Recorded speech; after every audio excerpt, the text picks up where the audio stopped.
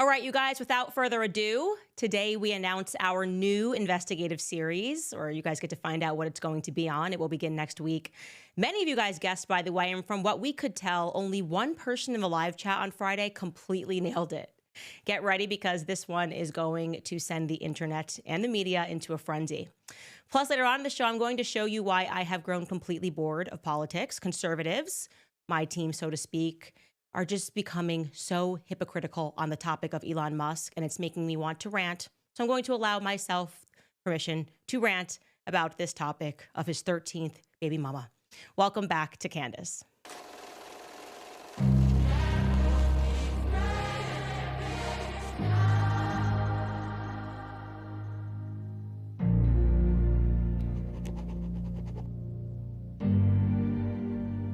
Boy, oh boy, I am not sure where to begin on this one, other than to just come clean with you guys about the fact that I have been keeping a very big secret. Not because I wanted to, I don't do secrets, because of contracts, lawyers, employment changes, all things that were well beyond my control.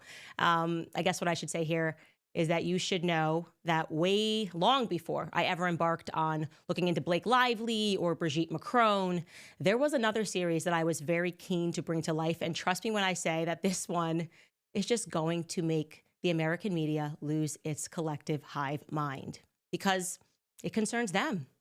Some really big lies that they told to the public, and I would call these lies by omission. Just like we learned via the Justin Baldoni and New York Times story, when you omit certain facts which radically transform public opinion, you're a liar, right? There's no other way to say it. You are intentionally lying. There is, in fact, a difference, New York Times, in saying that somebody barged into a trailer when someone was breastfeeding and then omitting the fact that the person was invited into the trailer. Yeah, that does a little bit. That little detail does a little to dissuade the public from believing that a person is a sexual harasser or an abuser.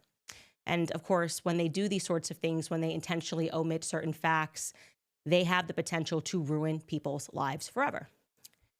Well, what I want to tell you guys is that I have had some conversations with someone, a once upon a time, very powerful someone, and I am now going to jog your memory on who exactly it is that I'm speaking about. The subject of my next series. Take a listen. I want to start by thanking Harvey Weinstein for organizing this amazing day. Who is Harvey Weinstein? Or better yet, who was Harvey Weinstein? Harvey Weinstein was born in 1952 to Miriam and Max Weinstein, a diamond cutter from New York. Harvey grew up in Flushing, Queens, and then attended State University at Buffalo College before deciding to drop out and form a music production company with his brother, Bob Weinstein. They were focused on the independent production of rock concerts through the 1970s. But in 1979, the brothers pivoted and formed Miramax, a company they had named after their parents, which had a focus on independent films. They received their big break into the industry in 1990 with the biographical drama My Left Foot, which earned the company its first pair of Academy Awards. The Hollywood floodgates had opened. Miramax went on to produce a string of critically acclaimed films, including The Crying Game, Pulp Fiction, The English Patient, Life is Beautiful, Shakespeare in Love, and Chicago, to name a few. Chicago! This led to an unprecedented 10 years in a row of producing an Oscar-nominated film for Best Picture. I would like to thank Harvey Weinstein. Harvey Weinstein, who believed in us and made this movie. Thank you, Harvey Weinstein. Especially Harvey. Harvey and Bob Weinstein. I want to thank the Mishpucha Weinstein. An analysis found that Harvey Weinstein had been thanked or praised 34 times, as many times as God. And that makes sense when you come to understand that within the pagan culture of statue worship, Harvey Weinstein was a god. I just want to thank my agent, Kevin Uvain, and God, Harvey Weinstein. With seemingly unlimited access to not only A-list actors, but also heads of state. He had it all: power, wealth, and artistic success. This meant that within Tinseltown, Harvey could make or break a career. And no one knew that better than Harvey. If I see one car, me and Bob De Niro will take care of it, but good. Have a good night, man. Never work in this town, will never sell a photograph anywhere. But cracks began to emerge. first with rumors of impropriety spun as jokes. Congratulations, you 5 ladies no longer have to pretend to be attracted to Harvey Weinstein. Of course, Harvey had built up a wall of political power around him that seemed impossible to penetrate, thanks in large part to his philanthropic endeavors, as well as his relationships with leading politicians. That is until the fall of 2017, when Harvey's world came crashing down. On October 5th, 2 reporters from the New York Times, Megan Twohey, yes, that Megan Twohey, and Jodi Kantor, published a report detailing decades of sexual abuse. This report was followed up by Ronan Farrow publishing a piece in The New Yorker. Suddenly, more than 80 women began publicly accusing Harvey Weinstein of sexually abusing or sexually assaulting them. The media went into a frenzy. The Me Too movement had been ignited. In the blink of an eye, Harvey Weinstein lost his company, his marriage, and eventually his freedom, trading in red carpets for perp walks. A-list actors and actresses did an about-face.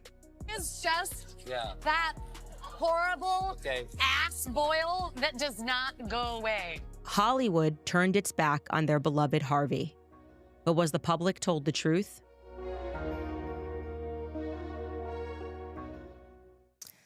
You're just going to have to take my word when I tell you that no, the public was not told the entire truth about this story. And the Harvey Weinstein story runs very deep.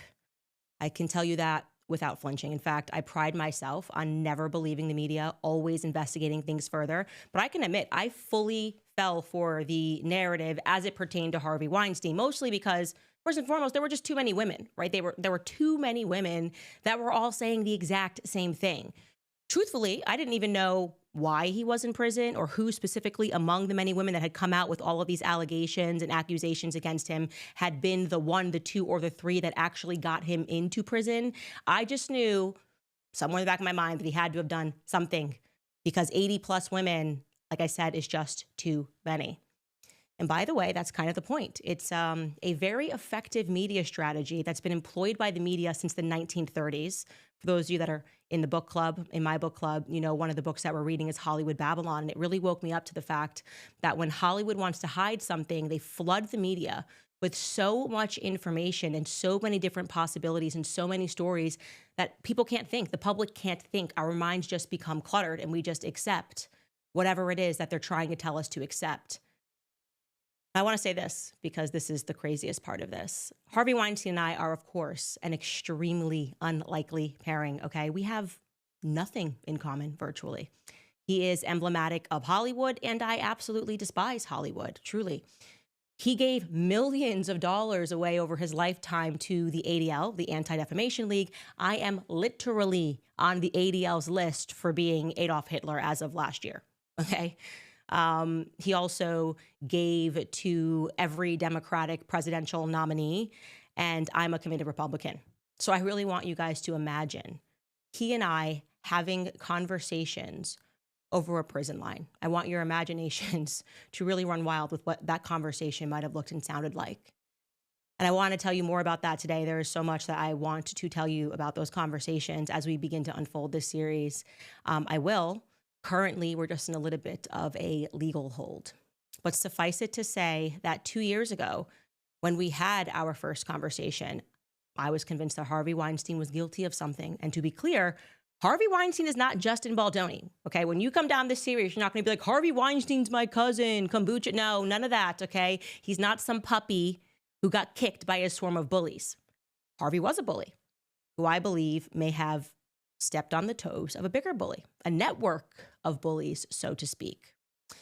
Many people forget, but Hollywood was founded upon gangs. And as a part of this investigation into the larger Me Too movement, I have now spoken to actresses, singers, Backstreet Boys, you name it, many of whom believe that the Me Too movement consists of something that's akin to a criminal network. Journalists acting as the hitmen, paid-off law firms which assist in corporate shakedowns, essentially a cartel of sorts that's operating in plain daylight, using a movement about sexual abuse to wrangle publishing rights and ownership away from certain people.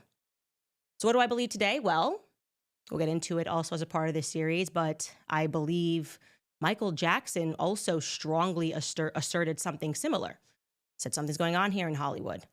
And then he was swiftly met with media allegations, so many allegations, too many allegations of pedophilia, and then a highly publicized trial, criminal trial to that effect. So yeah, I believe the media has been used for longer than we're willing to admit to take down certain people or companies for reasons that are not immediately clear to the public. And regarding Harvey Weinstein, after looking into the case for years, I believe that his New York case was rightfully overturned. And that this time, the public, and I'm now calling on you, TikTokers, citizen journalists, as I start giving you these facts and giving you information that the courts did not allow into the courts, you better pay close attention. Because he's about to be retried, and I will guarantee you that you will be as absolutely shocked as I was. I really do believe that TikTokers, mommy sleuths, it's time to start looking into journalists Megan Twohey, Jodi Cantor, Ronan Farrow, learn a bit about these families, their families. Where did these people come from? Why are they being given Pulitzers? I expect Harvey Weinstein's case in Los Angeles, which he has appealed, is also going to be overturned. And I know that saying all that right now, today, probably sounds insane to you, probably as insane as it sounded a year ago when I said, hey, Brigitte Macron is a biological male. And now many of you are realizing that that didn't sound so insane. So trust me, I have the receipts. I would never say such things without receipts. And the receipts here are long and they are dark. And it just points to something really nefarious going on in Hollywood that has tentacles everywhere. And I will say this, in many ways, Harvey made it very easy to take him down because he was undoubtedly, like I said, this is not Justin Baldoni. He was undoubtedly a very immoral man. I want to make that clear. That is one thing that has not shifted my perspective. I'm not like, oh my gosh, Harvey. No, he was an immoral man. He was cheating on his wife. He was screaming at assistants. He was running the peninsula like it was a brothel. Okay, treating journalists like they were scum of the earth. So it is very hard, as it was very hard for me to really just stick to the facts here. It was hard for me to immediately reconcile who this person was with the potential that in the end, and I'm now speaking specifically regarding the crimes for which he was charged for, the reasons that he is in prison. It was hard for me to reconcile in the beginning that he may have been intentionally wrongfully convicted. But next week, I'm going to invite you guys all down the rabbit hole with me in our investigative series, which will be entitled Harvey Speaks. And so what that means for the Hollywood people that are watching this, the PR agents, the celebrities, yeah, you know what I know. A lot of you guys kind of happy he was in prison, gone, couldn't have to think about this guy anymore. But you know, it's a funny thing. When Harvey Weinstein had so much power, so many of you A-listers who laughed and made jokes, first went from calling him God to then throwing him under the bus. I would imagine Harvey Weinstein might have been your first phone call when you yourselves were in trouble. That's why you want him in prison. That's why you never want him to speak. Harvey Weinstein probably knows where a lot of the Hollywood bodies are buried because he probably helped bury them. All I know is that you guys, and I'm talking to you, Hollywood, you guys are on notice. So stay tuned. All right, guys, I do want to tell you about one of our sponsors, Good Ranchers. Did you know that over 85% of grass-fed beef in stores is imported? That's because the country of origin labeling law was repealed in 2015. So now meat can be packaged here in the U.S. and earn a product of the USA label, even if it was born, raised, and harvested overseas. But GoodRanchers.com is changing the way you buy meat. Their meat is born, raised, and harvested right here in the USA, so you know exactly where it comes from. It's free from hidden additives, no antibiotics ever, no added hormones, and no seed oils. You can also check out the exclusive Candace Owens box with my hand-picked selections. Support my show and directly support American ranches by going to goodranchers.com/Candace to shop today. And right now, Good Ranchers is running their New Year New Meat promotion, so you and your family can easily get the quality that you deserve. So you can subscribe to any of their boxes and get free ground beef, chicken breasts, salmon in every order for over a year. Plus, you'll get $40 off when you use my code Candace at checkout. That's high quality, clean protein in every order delivered to your door for free for an entire year. Visit goodranchers.com today, and don't forget to use my code Candace to claim your free meat and $40 off. Also, even if you think it's a bit overhyped, AI is suddenly everywhere, from self-driving cars to molecular medicine to business efficiency. If it's not in your industry yet, it's probably coming fast. But AI needs a lot of speed and computing power, so how do you compete with costs that are spiraling out of control? It's time to upgrade the next generation of the cloud with Oracle Cloud Infrastructure, also known as OCI. OCI is a blazing fast and secure platform for your infrastructure, database, application development, plus all your AI and machine learning workloads. OCI costs 50% less for compute and 80% less for networking, so you're saving a pile of money. Thousands of businesses have already upgraded to OCI, including Vodafone, Thomson Reuters, and Suno AI. Right now, Oracle is offering to cut your current cloud bill in half if you move over to OCI for new U.S. customers with minimal financial commitment. The offer will end March 31st, so see if your company qualifies for the special offer at oracle.com/Candace. Again, that's oracle.com/Candace. All right, you guys, I got a rant about this this Elon Musk thing that's going on, so bear with me.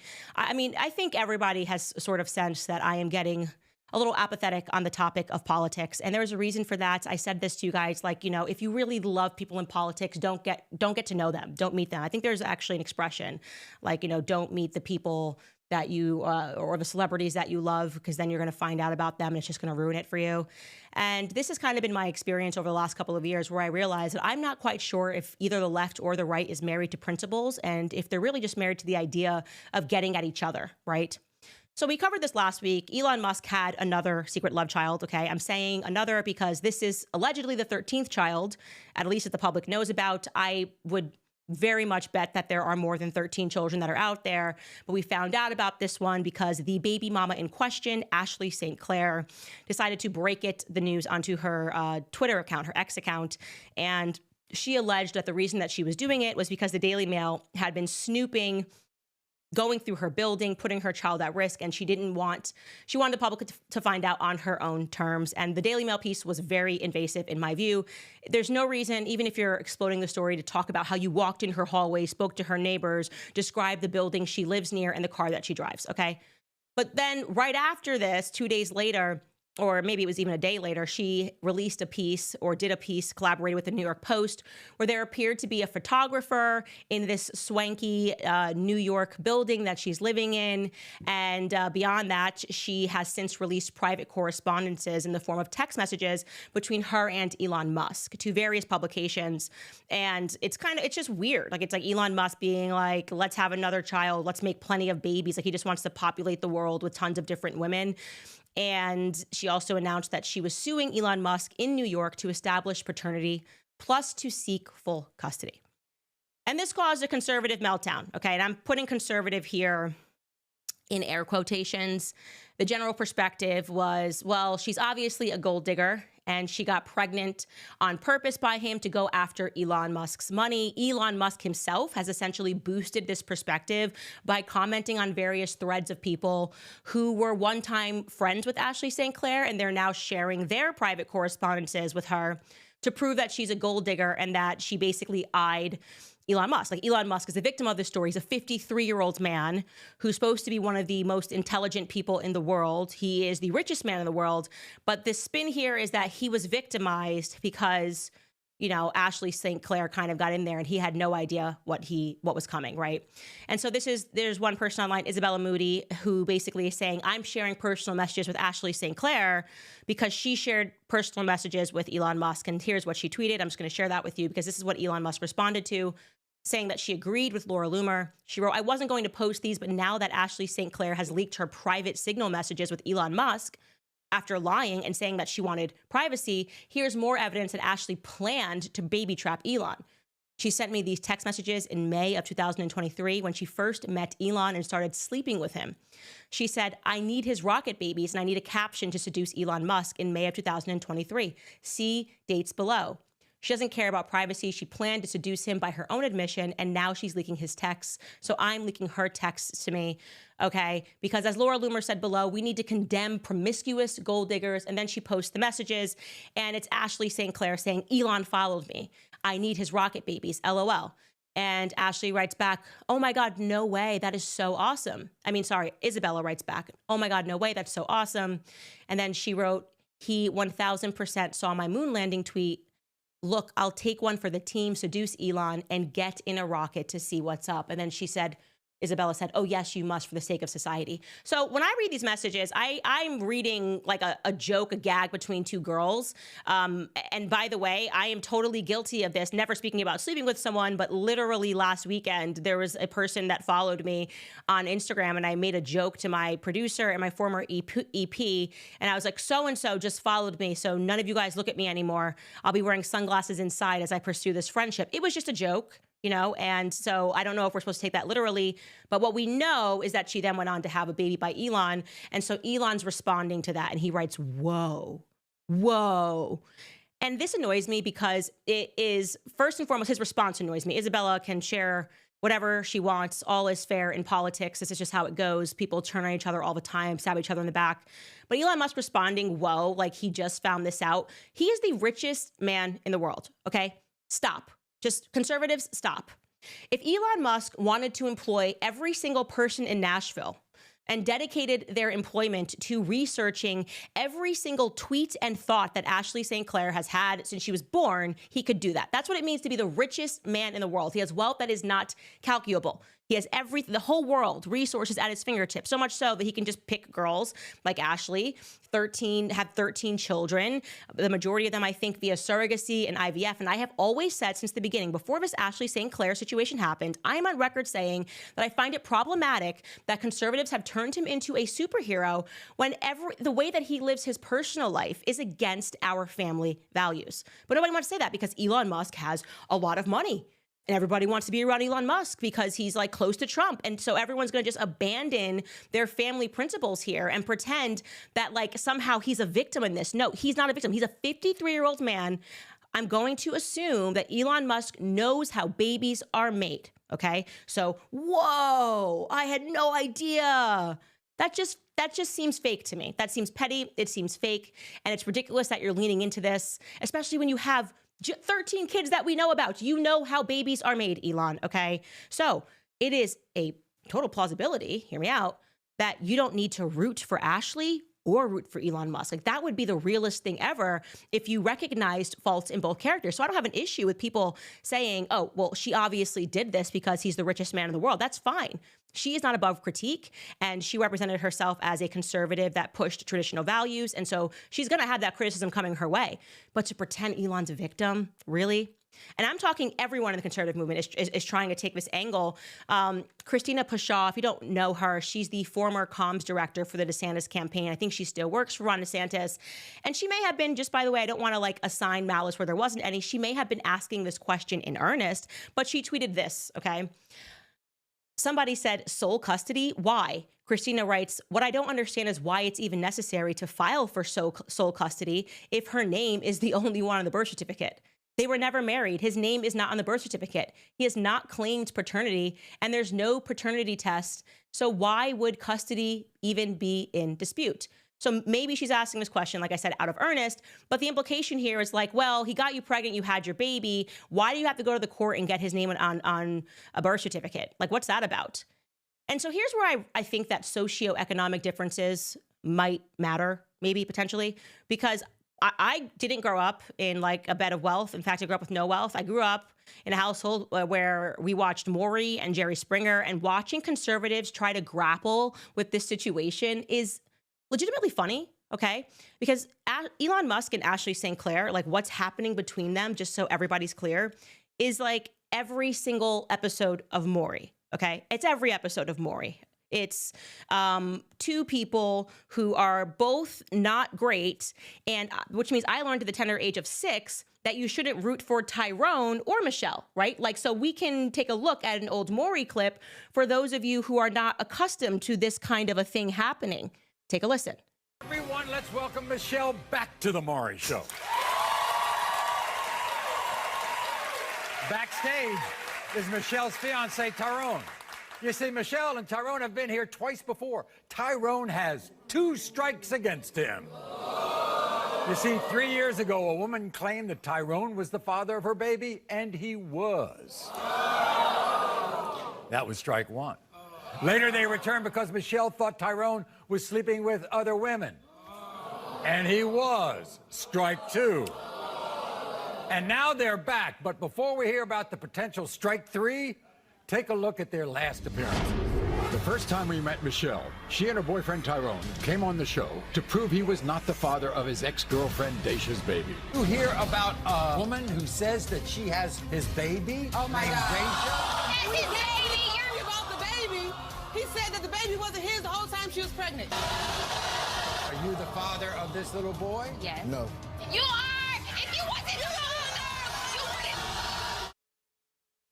There you have it, guys. If you want to know what's going on between Elon Musk and Ashley St. Clair, this is what's going on, okay? So I apparently didn't realize that I had somehow furnished better morals at the age of 6 watching Maury than the majority of people in the conservative movement who are basically saying what every Tyrone in the episodes of Maury says. Oh, she's this, she's that, she's lying, she's a bleep, bleep, bleep, bleep, bleep. She's sleeping with everybody, Maury. She's sleeping with everybody. That ain't my kid.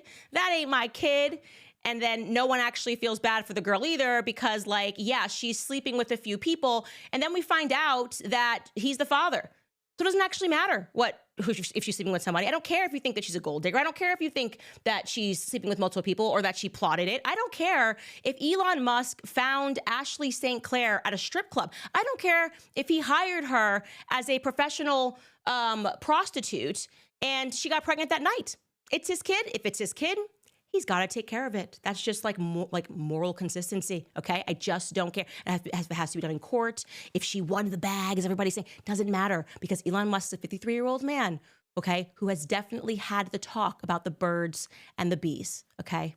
And now I'm going to show you what I'm talking about when I say like the hypocrisy and why I believe that people respond to money. And this is what happens when you have a movement that is no longer being shaped by Christian belief. It's just about political belief, which means that you have to be worshiping something. And to me, it's like they're just all worshiping money.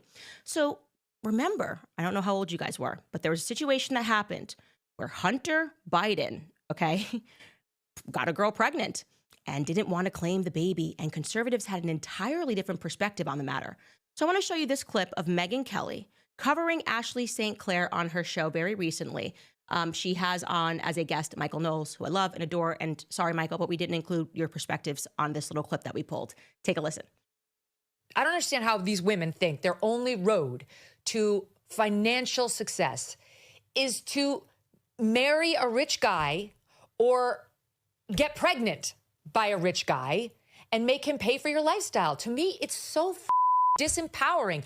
Go earn your own money. If you want to be rich, if you want a nice damn apartment, why don't you work? Why don't you earn it? Why are you just trying to bag some rich guy? It's so up. It's wrong.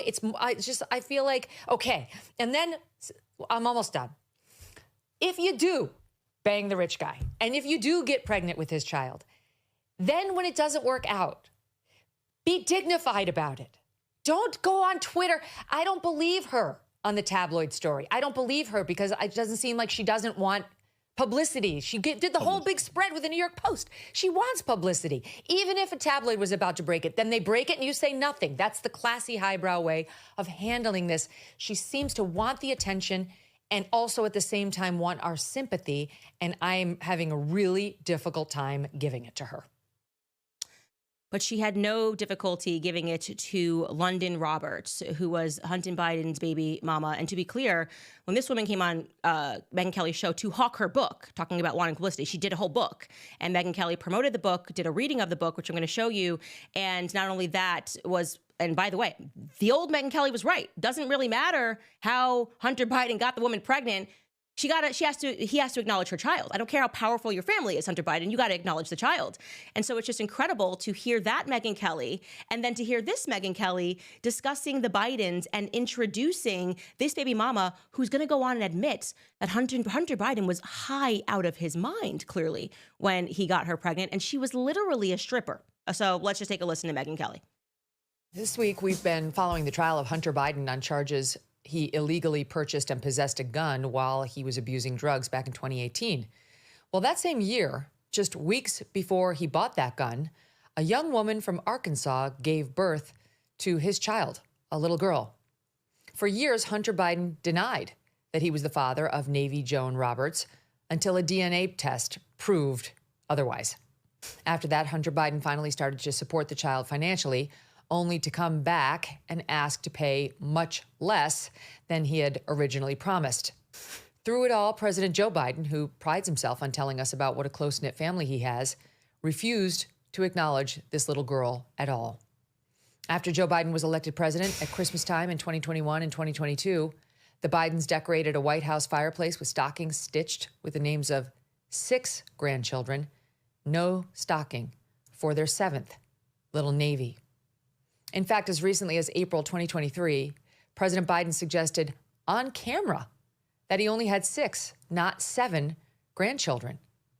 But last year, little Navy's mother, London Roberts, and Hunter reached a new agreement. And President Biden finally acknowledged Navy in a statement put out late on a Friday on a summer evening. London Roberts is out later this summer with a tell-all book. It is called Out of the Shadows, My Life Inside the Wild World of Hunter Biden, and it's available for pre-order now. And it is riveting. London okay, we can come out of this joins one. me now. London. Okay, so just wanted to show you this because it's like she's pretending to be outraged about the publicity of it. She's pretending, what were we outraged about? And we, with Ashley St. Clair, that we're not outraged about regarding Hunter Biden. Because I just think that it should be the exact same reaction. Why wasn't London, when she, as I said, describes meeting Hunter Biden, describes the fact that there's literally drug paraphernalia in front of him, that Hunter Biden is literally on drugs. So he could at least say, I was taken advantage of because I was high out of my mind and this woman slept with me. I was on drugs. I was in a bender. Elon Musk has none of these excuses. And yet we're willing to condemn or defend Elon Musk, for what reason I don't understand, while we were all willing to condemn Hunter Biden as we rightfully should have. Here is, again, a last clip of her describing, this is London Roberts, describing to Megyn Kelly the circumstances by which she met Hunter Biden. Take a listen. You write in the book, it's pretty extraordinary that you hear on the other side of the doorway the F word. So you go in, you push the door open, wondering what's happening in there, and you see a man sitting in an office chair, leaning over a small desk, meticulously organizing a series of small glass tubes and copper strands. He looks determined. He isn't wearing after-party clothes like everyone else. Instead, he's sitting there in brightly colored boxer briefs with parrots all over them. I'm intrigued. He turns in his chair and catches me in his stare, his gaze intense with furrowed brows and the most beautiful blue-gray eyes I've ever seen. What an amazing thing, London, to think that man who you met in that moment would become the father of little Navy, your only child. I mean, your only child, at least soon at that point. Right. So when you look back at that moment, what made you stay and continue talking to this man when you met him in his boxers with drug paraphernalia everywhere? Well, I mean, it's like I said, I was intrigued. This guy, you could tell, like, and I speak throughout the book about this empathy that I have, you know, for people and people who are suffering. And Hunter was battling a demon at that time with addiction, but he wasn't just, you know, your average Joe. Like, he was so smart and so intelligent and easy to talk to, and he has a way of making you feel like you matter. We can come out of this. You get my point here. This is what drives me crazy about politics. And I don't have anything personal against Megyn Kelly. Okay. I think that she has flip-flopped on a variety of issues, whether she was on, I don't know if it was ABC or NBC or Fox News, and now she seems to come back over to the Trump side. And, you know, I just wish that there was a consistency there. And I plucked Megyn Kelly because that was the first clip I saw. Go through every conservative speaking about the Hunter Biden issue and weigh their comments compared to what they said when it was Hunter Biden and it was Joe Biden. And Joe Biden didn't acknowledge a child and he was awful. Is anybody else going after Elon Musk, by the way? Like, which would be Elon Musk's father, and saying, has he acknowledged that Ashley St. Clair has had another grandchild? I just don't like the double standards. And you don't have to have double standards if you're not chasing money and you're not chasing influence, you know, or not just trying to be in the room with people that you think are powerful. Like, if you just have a perspective on life and a perspective on the fact that fathers should take care of their children, and if she has to establish paternity, by the way, for those of you that aren't familiar with Maury, the reason why you have to do that is because you can't get child support until you get that proof that the person on the birth certificate is the father. You have to establish paternity. Also, when it comes to making decisions about their schooling, things of that nature, you have to establish paternity. So there are reasons that women go through that effort to establish paternity. And again, I learned this when I was 6 watching Maury, but I'm just not really feeling the like pro family values party only picking at Ashley St. Clair and pretending that the way that Elon Musk is living his life and trying to populate the world with his sperm is perfectly permissible because he's within distance to Trump. It's crappy. It just is crappy. And that's what I want to say on that topic. All right, guys, before we move on here, I want to remind you that the average person today is feeling the financial strain more than ever. Expenses are up, wages aren't keeping pace, and many people are finding it nearly impossible to make ends meet with little left over after covering the basics. It's no surprise that many are resorting to credit cards just to get by, often carrying high balances and interest rates in the 20s or even 30s. So if you're a homeowner and you're stuck in the cycle of mounting debt, you need to call my friends at American Financing. Their salary-based mortgage consultants are saving homeowners an average of $800 a month, helping you put your hard-earned money back where it belongs. Plus, if you act now, you might even be able to skip your next mortgage payment. There are no upfront fees, so it costs you nothing to find out how much you could be saving each month. It's time to break free from the stress of debt. Talk to American Financing today and take control of your financial future. Call 800-795-1210. That's 800-795-1210. Or visit AmericanFinancing.net/Owens. That's AmericanFinancing.net/Owens. By the way, speaking on the same topic of outrage and me just like not feeling it, people were freaking out yesterday over a 2-week-old report regarding the Eagles who were supposedly planning to skip the White House visit. And no one knows if this is true. The U.S. Sun reported 3 days before the Super Bowl happened that the Eagles were not going to visit the White House if they win the Super Bowl. The report apparently was sparked by a question that was posed to the owner regarding whether they would visit or if they would boycott. And he said, I just want to win on Sunday. And the report was largely ignored until, for whatever reason, it got unearthed yesterday on Twitter. And everyone just started like instantly attacking and getting into our political sides and screaming at each other about a White House visit. Among them, of course, Megyn Kelly. She was very angry, dropped some more F-bombs about this, saying, go F yourselves, Eagle. My husband is a fan, so I got on board, but F this BS. I just think I'm lacking in caring anymore about these visits. I don't care if the Eagles visit Joe Biden. I don't care if the Eagles visit Trump. I don't care if the Eagles want to come to my house and visit me. I don't care if the Eagles want to never visit anyone ever again. I am so tired of like politicizing sports. I just don't care. Okay. I literally, if this report pans out to be true or false, let the Eagles do whatever they want, because now it's become such a show. Is the NBA, are the championships going to visit the White House? Why don't we just stop every sports team visiting the White House? Why don't we just stop that stupid tradition? Because this is why we can't have nice things. It is. I'm sorry. In America, we're no longer allowed to have nice things because everybody hates each other for no reason. We don't even know if the report's true. Everyone's yelling and screaming.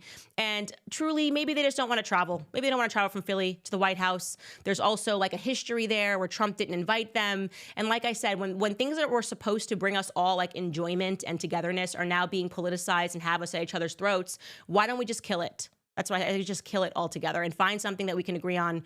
And I think that when you guys elect me to be the dictator of the United States, I want you guys to know that I am not going to invite any sports teams at all, ever to the White House. All right, guys, let's get into some of your comments. I can't wait to hear what you guys have to say about Harvey Weinstein. And also reminding you guys that have signed up for our book club on CandaceOwens.com if you want to join the book club last second. We are reading Chaos. Tomorrow we will be much more organized in terms of going through the chapters because I was just too excited last time. I just had to say hi to everybody. But the book club will be meeting at 6 p.m. Eastern. We are still trying to get the live chat established, but it looks like we're going to need another couple of weeks on that. So we should have the live chat by the next 2 weeks, by the end of the next 2 weeks. All right, getting into some of your comments. Who do we have here? Najam, you are up first. You said, thanks, Candace, for being brave and fair. Trisha writes, she's coming for Hollywood and it's about time. Keep going. You guys, you have no idea. There are so many names. I mean, you're going to like big names. I'm talking A-listers, like people, you're going to be looking at them sideways. People that you thought were the villain, you're going to be like, whoa, he wasn't the villain. And people that you thought were perfect, that you were like going to be like, whoa, this person is a villain. I had it wrong on so many people. And like I said, I have been going through this for almost 2 years. And I feel very strongly about the stuff that I have discovered. And I am also terrified about the court system.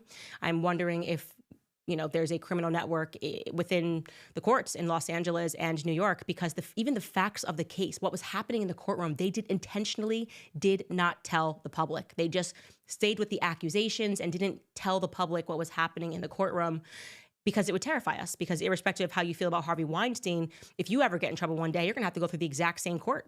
So it's never root for the courts to be corrupt because you don't like someone. Rod writes, Candace, you rock, baby. Matt A writes, thank you for exposing pedophiles. It's about time we stop letting them be. As an Assyrian Christian ethnic group, thank you for speaking out about issues in the Middle East in a fair way. Thank you so much. I really pride myself on doing that. And we actually should do another update and speak about what's happening in the Middle East, because there is a lot, especially what's going on in the DRC, just incredibly horrific. Vash writes, maybe a deep dive into Justin Drew Bieber. I am hopeful that at some point you do. Haley Baldwin has ruined him by riding his coattails, praying for Justin every day. I do not agree with that assessment. We have done episodes on Justin Bieber. You should go watch them. Just pivot over to the live tab, and you'll see we did a couple of episodes on Justin Bieber. And I actually think it's the opposite. I think Justin Bieber is trying to get out of Hollywood, and you don't get out of Hollywood. There's only one way out of Hollywood, and it's not the easy route. Emiliano writes, God protect you, Candace. And by the way, just going back to Vash's comment, like all of the media press suddenly attacking Justin Bieber because of my knowledge about what they do. If somebody's got something to reveal or something to say, I have questions about that. And maybe there is a time and place where we could do a Justin Bieber deep dive. Holisticology writes, I guess the child's paternal care matters only if you're on the right side of politics. Yeah.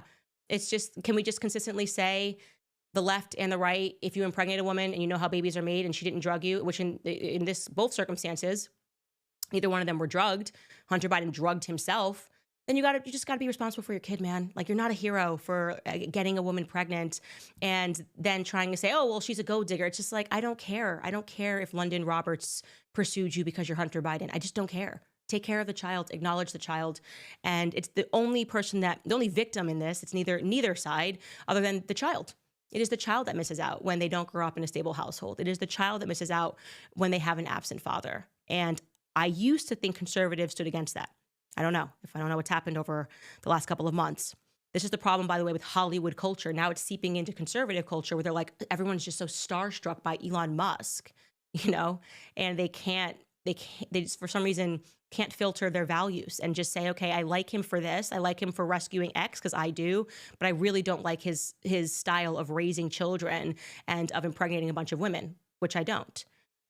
Love writes, I'm very interested to hear what Candace tells us about Rose McGowan, as she was a big part in accusing Harvey. I have had some conversations with Rose McGowan, and if she will likely find out about this, and she and I were actually supposed to meet down in Mexico. There's a fun fact for you. And it could not happen because I had an unfortunate change in jobs. Well, actually, I would say fortunate change in jobs, but meaning that just like things got shifted, it didn't end up happening. But Rose McGowan, if you are watching, let's make it happen where we can still be in communication.